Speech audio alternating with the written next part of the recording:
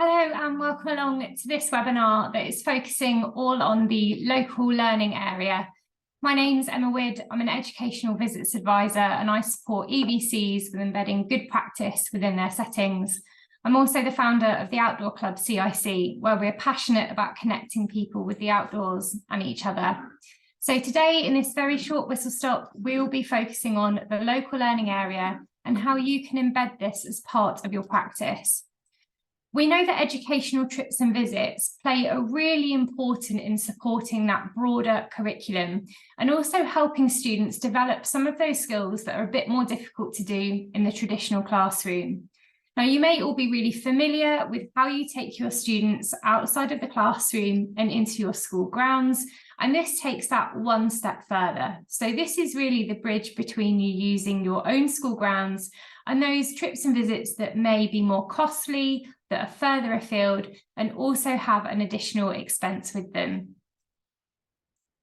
We know that educational visits do have a really important part to play in supporting our wider school ethos.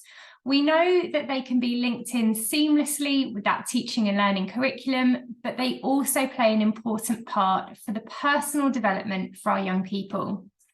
What we can see here on the screen is that within the inspection framework, that to meet that outstanding criteria, we need to evidence that we are providing our young people with a wide, rich set of experiences that are planned in a coherent way. And if we delve a little deeper into some of those grade descriptors for the good section, we can see that we need to evidence what we're doing that goes beyond the academic, vocational, or technical, how we're supporting pupils' broader development that includes spiritual, moral, social, and cultural developments. We also need to see effective work in supporting pupils to be confident, resilient, independent, and develop that strength of character. Now, as I've already mentioned, educational visits go a really good way to supporting this wider aim of a school and our educational curriculum across the UK. But the local learning area trips are a really good way of supporting this wider curriculum without that added expense. So what do we mean by local? Local is anything that is within a walk away from your setting. And here in our beautiful village in the Midlands, we have local places of worship.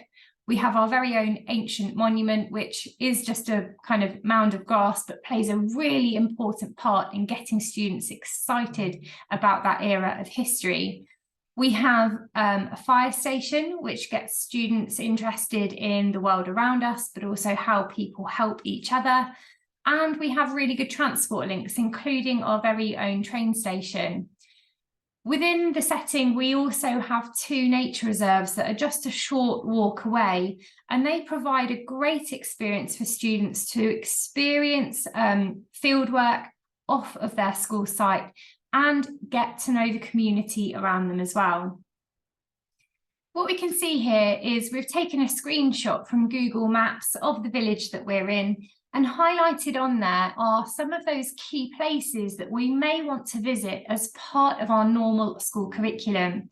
What the school has also done is highlighted in that pink pen the main areas that are their boundary for that walking distance.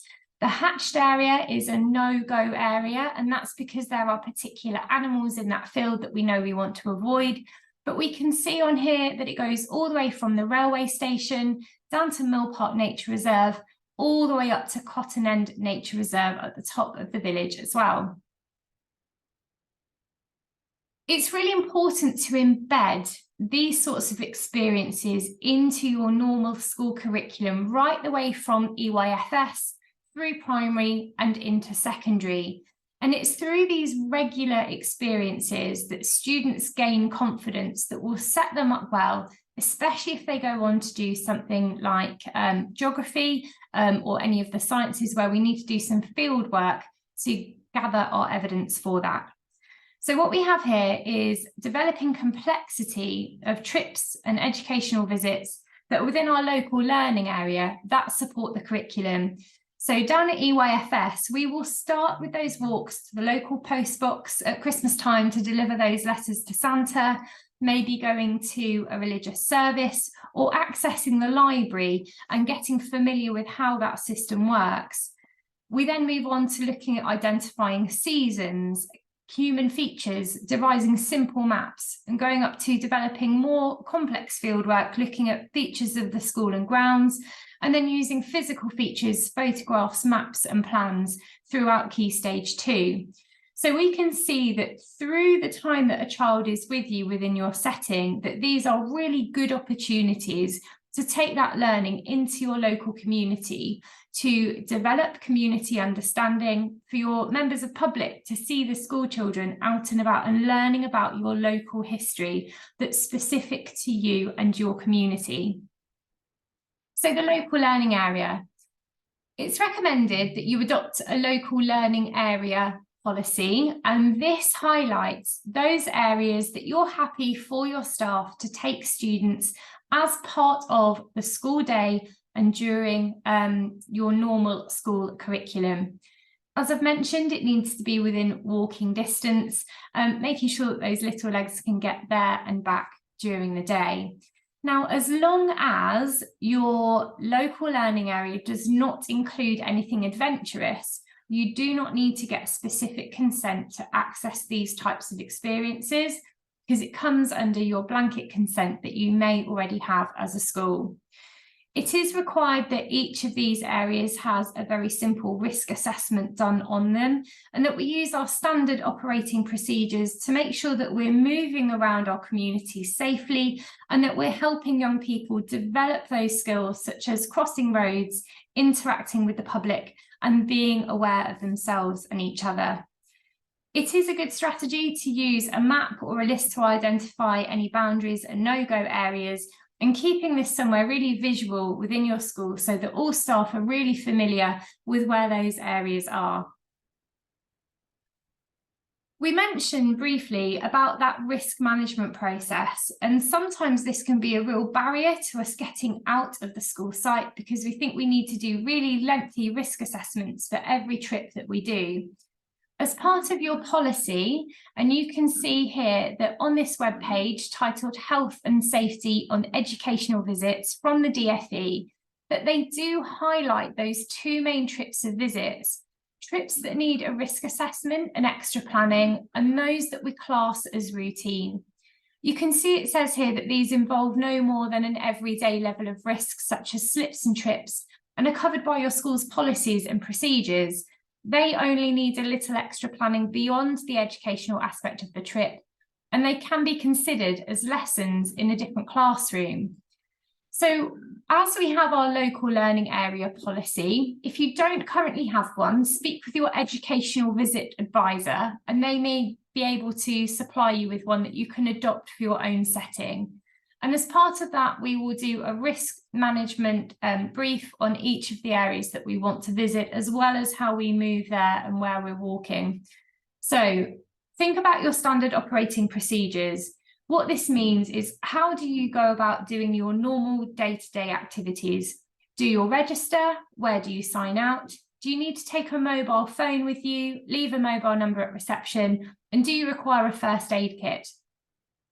Identify any of those risks that are above the day-to-day. So we don't need to include things like slips, trips and falls in this, but we do need to identify things that are above what we encounter every day.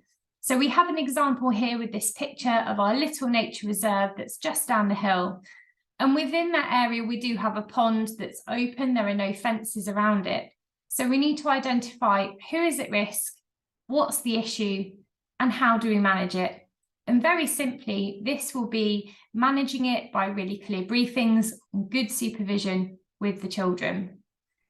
Keep in mind the normal procedures that you have for managing class behaviour, but also those student needs as well. Keep those in mind, even though we are off school site. Those strategies and important pieces of information are still paramount to consider. And as it says here, practice, build up complexity and distance. If you start training your young people when they are with you in EYFS, and they regularly go out with you, they build up skill, they build up confidence, and they build up knowledge, which means that over time you can go further afield spend longer away from your school grounds, still within your local area, which means you can get more from those experiences. We've got an example here of where you can use an online system called Evolve. Any other online system, you can do this, or even with a paper-based system. But this is just to highlight a simple process of letting your staff know, your teams, your head teacher, your EVC, that your staff team intend to go off-site with those young people to their local learning area. It's a very simple notification, just lets them know when they're going, the dates, the times, who the leader is, any comments. So here we can see that Fiona is the leader and they're taking a first aid kit, and they've left their mobile number there as well. Making the process as straightforward as possible, not being overly bureaucratic, and with doing that training as well, means that you're really enhancing your staff skills and ability to take the learning out when it is appropriate in the curriculum to really make the most of those experiences.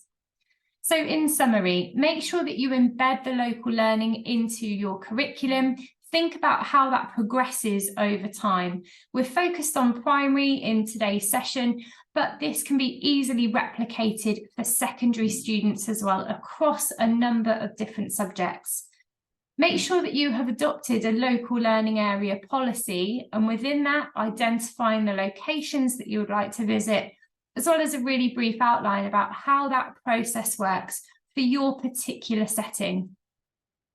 Make sure you train your teams so they know how to access those areas, what policies to follow, but also what risk management they need to consider for those trips and visits, and how those standard operating procedures work. So signing in, signing out, and doing registers. And make sure that you use your systems effectively to reduce that bureaucracy and really allow your staff to use this area to support your wider school curriculum, as well as those individual teaching and learning aims that do link in with those subjects. Thanks so much for joining me this morning. My name's Emma Widd. Please feel free to get in touch. You can email me at emma@emmawidd.co.uk, or why not come and say hello over on LinkedIn, where you can find me at /eWidd.